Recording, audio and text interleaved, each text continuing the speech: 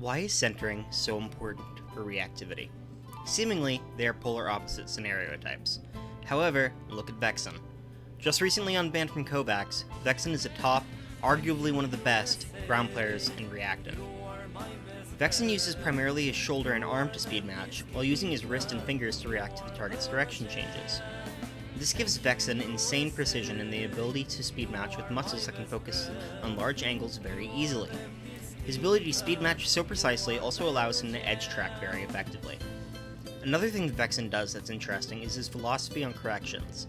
While commonly, especially in control-type scenarios, the correction is supposed to be part of the speed matching motion, Vexen performs a flick to get back on target that is a separate motion to the speed matching.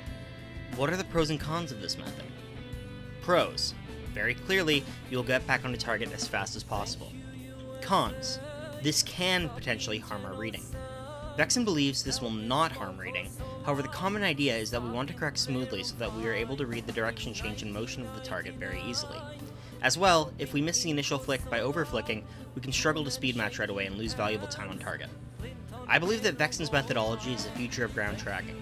Not only does he have insane results, but we can see Matty start to implement this into his tracking technique. Vexen, in his document explaining his ban, uses jet track as an example. In Matty's first VOD, we can see his corrections are relatively smooth and calm.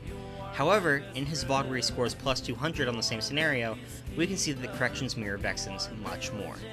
The only time we see these very smooth and calm corrections are for more vertical corrections, or when we make a mistake on the speed matching itself. This is where Matty accelerates his speed matching and catch back up on the target. Buckshot is a now inactive top reactive player, primarily in air-type scenarios. Buckshot has a differing philosophy to Vexen. Regarding scenarios where instant acceleration is not present, and primarily focused on aim trainers, Buckshot believes that simply not losing the target by properly reading the acceleration and deceleration of the bot is better. Sounds obvious, right? But how do we actually go about doing this? Edge tracking. Now, commonly, even Vexen believes edge tracking is super beneficial for reactivity. Buckshot doesn't entirely disagree. However, he believes it's more beneficial to edge track vertically rather than horizontally. In the majority of games, horizontal movement is more prevalent than vertical movement. As well, acceleration exists in most games. Therefore, if we track the target in the center horizontally, we can read and react to the deceleration of the target before it changes direction, and the edge tracking vertically gives us more time to react to a target's sudden vertical movements. Buckshot also believes that tension is a tool that we can heavily utilize in reactivity. Tension boosts our reactivity in exchange for smoothness and finer movements, or larger angles if we focus the tension on our wrist.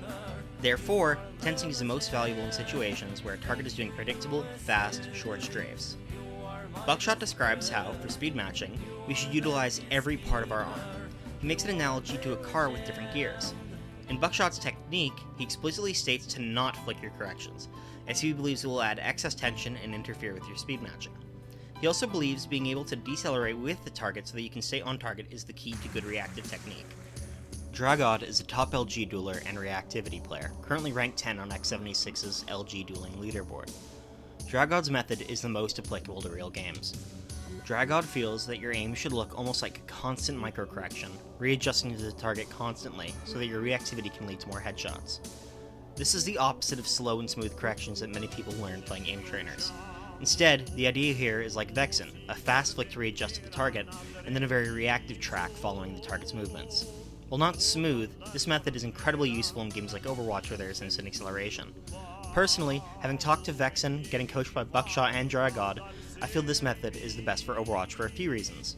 1. Against fast strafing targets, while smoothness could help, uptime is more important, especially at close ranges. 2. It prepares you for a strafe by having high reactivity instead of smoothness, resulting in faster reactions. 3. It lets you leverage your reactive skills to hit a high amount of headshots, which is incredibly useful in Overwatch, especially on characters like Soldier. So, what method should you use? That depends on your goals. If your goal is to be the best ground player you can be, I recommend using Vexen's method. If your goal is to be an all-around top reactivity player, I recommend Buckshot's method.